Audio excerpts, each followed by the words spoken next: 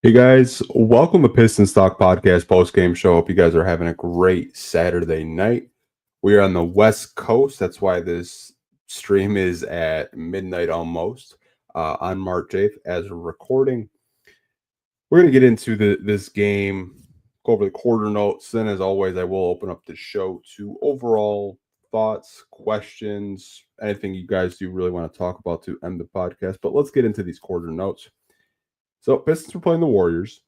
And right up to start, Pistons just had no energy. Golden State goes out to a 9-0 run very early in this game. JB calls timeout. And after that timeout, something clicked. Defensively, they locked in. They got better. And this was a back and forth game. And like, if you looked at just the box score after the first quarter, you're probably like, man, what a low scoring game. Um, Warriors only scored 22, Pistons scored 20, but both of the teams struggled to shoot the basketball. Pistons did throughout the game, especially from the outside. But what I really liked in the first quarter was Cade just looking to set up his teammates. He really didn't pop off until the third quarter, which we'll get to in a little bit. But the end of first, Golden State had 22, Pistons had 20. Coming out of the first quarter, Isaiah Stewart brought so much energy, just being around the basket, finishing some just dump passes by Cade and others, which I loved. Like Stu's energy, I think is so infectious, especially with the second unit and with some starters. But he did get into foul trouble, picked up 3 fouls really early. They had to, send Jalen Durham back in there, but overall, this game was just back and forth. Both teams really struggled to score the basketball. The energy was very active offensively, I will say, for the Pistons. Like Jalen Duran, just the way he was finishing around the basket, getting dunks, getting passes from Cade Cunningham was really nice. Pistons do get a lead to end the second quarter 54-51. So it was first half, both teams really struggled to shoot the basketball. A lot of fouls in this game, as you guys probably saw if you did watch the game. This was a very ugly game overall, but it was a very entertaining game. I will say that. Coming out of the third very early, Tobias Harris had a hand injury. Steph Curry kind of landed into his hand. But he did stay out there. I do want to note that they did tape up his hand. So there was that. Malik Beasley, started getting into a groove offensively, started scoring. Cade got to the basket. He heated up. He had 19 points in the third quarter alone. And, the Pistons still held on to a lead against the Golden State Warriors, only being a 3-point lead to end the third, 87-84 Detroit. Going into the fourth, coming out of the fourth, Tobias Harris, 4 straight possessions. He's scoring. He's getting to the basket. Seemed like the hand wasn't bothering him anymore. Isaiah Stewart and Steph Curry got a double technical. Don't really know what that was about after Sarr Thompson made a play on the ball. They tried to review it for a hostile act. Obviously, it wasn't a hostile act. Baby Varejao got a tip back from a missed basket from the Warriors. But, the defense did really step up in that fourth. This was a game that was back and forth. And I think 21 ties and 22 lead changes throughout the game. So, you want a back and forth game, go watch this game back. Very entertaining game. Cade was finishing around the rim, but the Warriors do what the Warriors do. They went on a run to end the fourth. It was a 15-7 run. And out of all people to hit the nail in the coffin, Draymond Green hits a dagger 3. The Pistons are down 3 with 10 seconds, and they had a timeout left. Now, I don't know on the broadcast if that was a mistake, but if the Pistons did for a fact have a timeout left with 10 seconds, here's my thing. I probably would have used it. Instead, you had Cade bring the ball up the court, looking for Beasley coming off the screen. He takes a very tough contested jump shot, hits the rim, doesn't go in though, and the Pistons foul Steph Curry, probably not the player that you want to send to the free throw line. And they ice this game 115-110. I don't know. I probably would have taken a timeout if they did in fact have a timeout. That's just me. That's something I'll probably really nitpick about, the final 10 seconds of this game. But For a good 46, 47 minutes, this was a game that was back and forth. They competed their ass off, but Golden State's one of the hottest teams in the NBA right now, especially after adding Jimmy Butler. Obviously, the Pistons are still a much improved team. They're a good basketball team as well. Kind of sucks because the Bucks lost tonight and the Pacers lost tonight. So if you would have got a win tonight, you would have been tied for the fifth seed. But Pistons are still in the sixth seed. They have the Portland Trailblazers tomorrow on a second night of a back-to-back.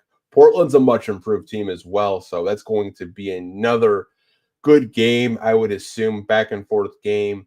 But hopefully the boys come out, wanting to at least end the week at a 500 record, end the week 2-2. But just my overall thoughts, with my quarter notes, I do want to open up the show though. 2 questions, comments, overall thoughts with you guys. We're going to get into them. First one comes from Jay Hart. Shout out to him. Says, happy belated birthday. I appreciate that. This has been a fun game. The NBA has to give us a nationally televised playoff game, not NBA TV lineup. Stu and Steph is top tier. Yeah, it's kind of wild that the Pistons won nationally televised game. K didn't play in it, and they still beat the Sixers. That was a game where Malik went crazy and he started. But the TV schedule, I think for the playoffs, I think most of these games will be nationally televised. They'll be on ESPN or ABC. I don't really think you have to worry about that because they want eyes on all the playoff teams. So I'm pretty sure you will see the Pistons on national TV. I don't really know if they're going to get any more nationally televised games this year. They could flex them. Not really sure if they will or not, but we'll have to wait and see. But yeah, Stu and Steph going at it, top tier. Stu hit him with like this. I don't know if you guys could see it, like calling him small. And then, Steph John at him on the bench towards the end of the game. But yeah, pretty entertaining stuff. I got a comment from Dolly. Cade's ball handling is frustrating down the stretch. Always feels like the defender will either steal it or poke it away. Yeah, I mean, down the stretch, I think the turnovers were a big thing of concern. If you were watching this game, just seemed like anytime that we really needed to go ahead bucket or tie the game, Gary Payton, you have to give him credit, very good on ball defender. And the Warriors have some scrappy role players that just fight and compete at the end of the day. But I do agree. Cade's ball handling, I think, does need to be a little bit tighter in these situations. Obviously, it's one game. We're not going to come up here and point the finger at him for the reason why the Pistons lost this game, because I don't really think it's collectively just one person's fault why they lost the game. I think as a team they could have done stuff better, especially boxing out. I feel like this was a game where they didn't do a good job of boxing out at all. There were so many possessions where the Warriors were getting second, third, and fourth chances off of some, missed shots that they were taking, and the Pistons just didn't do a good job of, addressing that throughout the game. But I'm sure JB Bickerstaff will, get with the guys and let them know, like, we got to do a better job of boxing out, because when you don't box out, you're giving teams more opportunities to put you away. I got a comment from MB Well, need more scoring punch. When is Ivy returning? We lost to an overrated Warriors team tonight. Okay, a lot to unpack here. I do agree we do need a secondary, scoring punch. When is Ivy returning? Don't know. We should be getting another update from the medical staff, probably either tomorrow or sometime next week. I think the timetable for him is still TBD. He injured himself in January. I think you'd probably be looking at late April, Mayish for Jaden Ivey, and that would require the Pistons to win a playoff series. Don't really know if they really want to rush Jaden Ivey back. I'm under the assumption that they want Jaden Ivey to heal. They don't want to rush him back for a playoff series if he's not 100% healthy. Only thing I will disagree with you is the Warriors, since they have traded for Jimmy Butler, are one of the best teams in the NBA. But overall, yeah, it's really frustrating. The Warriors have beaten us so many times this year. They beat us in the preseason a couple of times, and they beat us twice this season. But they're a good team. Steph Curry, Draymond Green, and adding a Jimmy Butler, and they got good role players. Like Buddy Hield and others like that. They're a good team at the end of the day. They have 3 or 4 more wins this year with Ivy healthy. Tim Hardaway Jr. starting is really hurting them. 13 points total in the last 2 games. Something that I've been pretty consistent with you guys is with THJ. He's one of those players where when he's hot and it's awesome. But when he's cold like this, it's very apparent. And you're asking yourself, what does Tim Hardaway Jr. actually do? Right. They need more scoring out of him. They definitely need more scoring out of him, especially with him being in the starting lineup. And I'm sure the coaching staff knows that. I'm sure Tim Hardaway Jr. knows that as well. But it's just the consistency with him has always been something throughout his career that he has struggled with. In the beginning of the season, he was shooting red hot from three, but he came back down to earth. And as of late, since the All-Star break, he's been very inconsistent. You need more consistency out of him being one of your leaders and one of your veterans. But I do agree with you. If Ivy was around, maybe they do, push a THJ to the bench and have Ivy out there. But I think we all, as Pistons fans, miss Jaden Ivey, second leading scorer.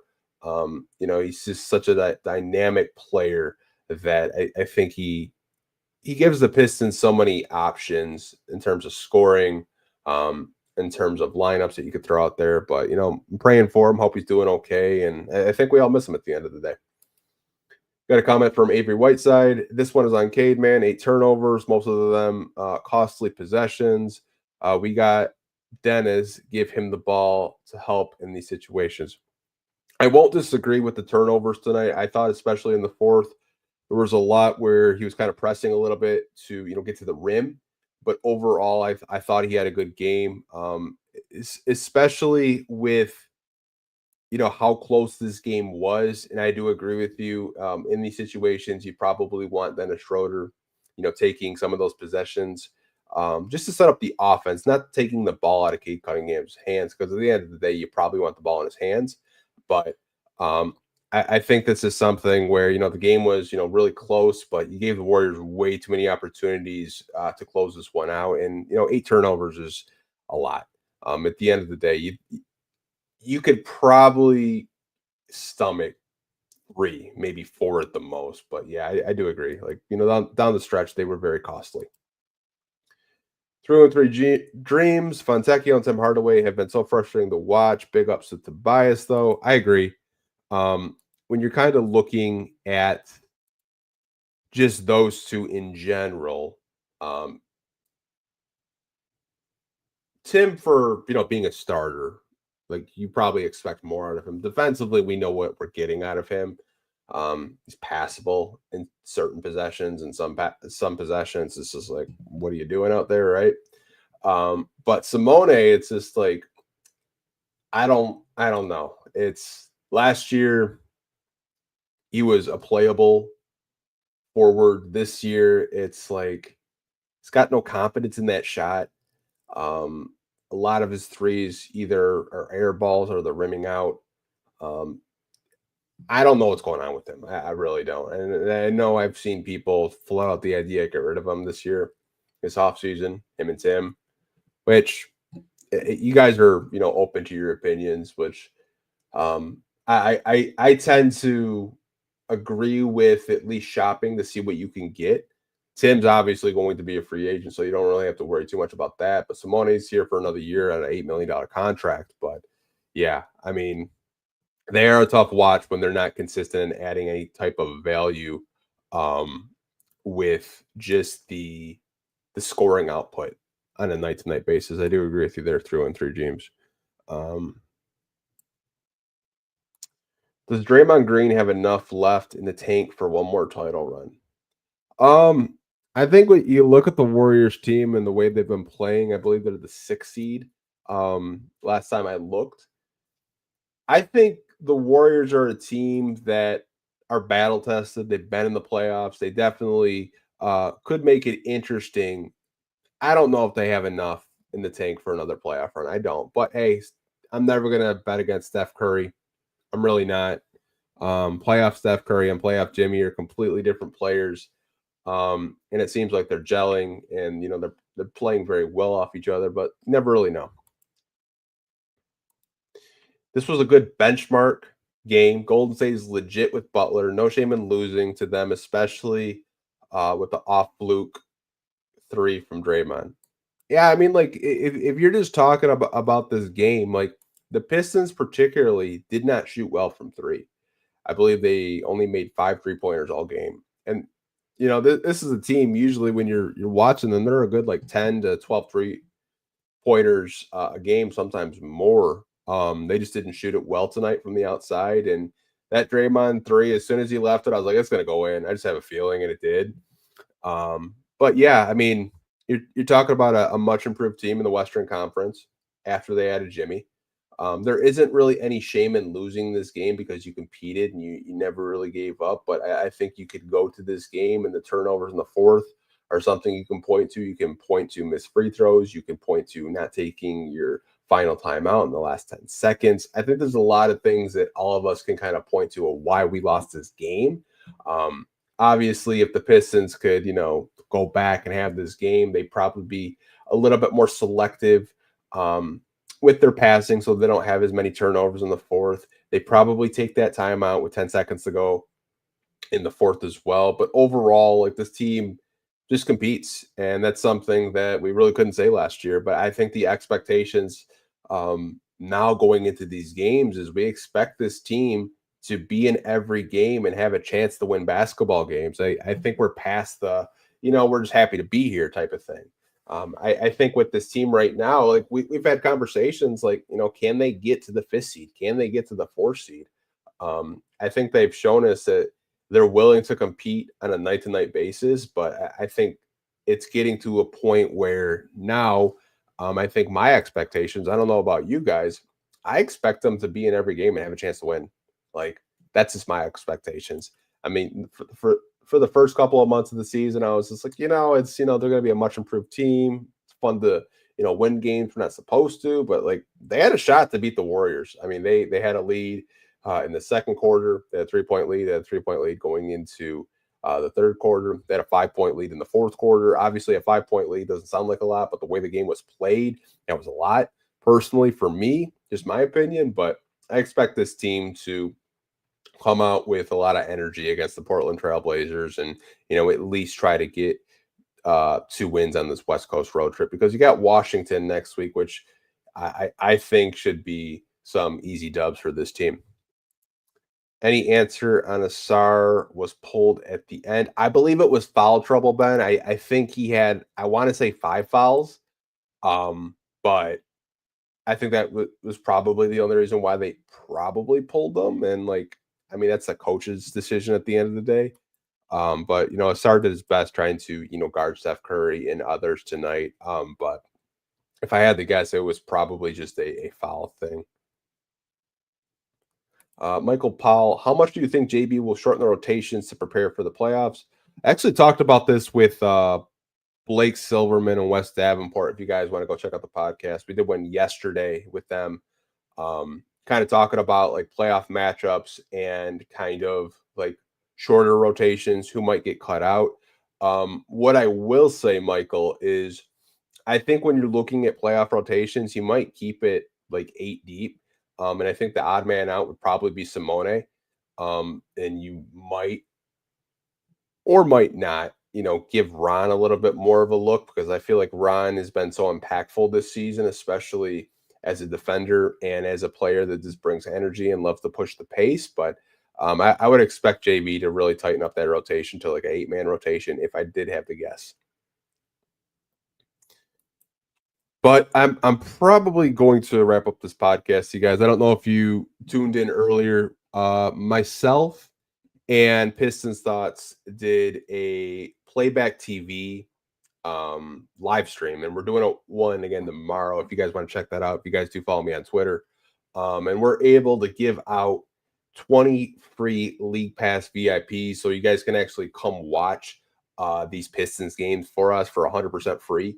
As long as if you're in the room, first 20 in the room, get the VIP passes so you can watch the games with us. You can mute us so you don't have to listen and you can just watch the basketball game. But did want to kind of plug that at the end of the podcast. But hope you guys do have a good rest of your weekend. I will see you guys tomorrow Immediately after the Pistons Portland Trailblazers game, we'll be doing a reaction of that game immediately after it's over, as always. But hope you guys do have a great weekend. And as always, go Pistons.